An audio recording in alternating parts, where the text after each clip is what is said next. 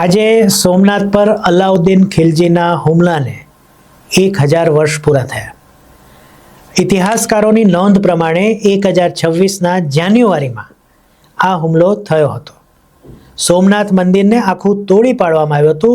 એના જે જ્યોતિર્લિંગ છે એના પણ ટુકડે ટુકડા થઈ ગયા હતા. અને સોમનાથ ઉપર તો આવા અનેક આક્રમણો થયા છે, પરંતુ આ આક્રમણ ખાસ નોંધનીય છે કારણ કે ગાઝીના નામે અલાઉદ્દીન ખિલજીએ આ મંદિર ઉપર આક્રમણ કર્યું હતું. આનો હેતુ એ હતો કે હિન્દુ ધર્મ આખો વેરવિખેર થઈ જાય.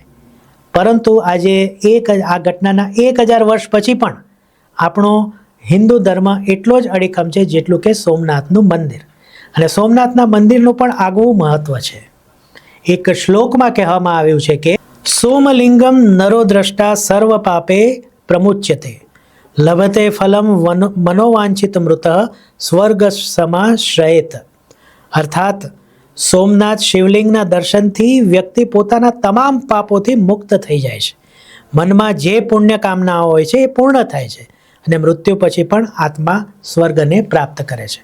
વડાપ્રધાન શ્રી નરેન્દ્રભાઈ મોદીએ આજે આ પ્રસંગે એક ખાસ લેખ લખ્યો છે, જે એમના સોશિયલ મીડિયાના કોઈ પણ એકાઉન્ટમાં જઈને આપ વાંચી શકો છો.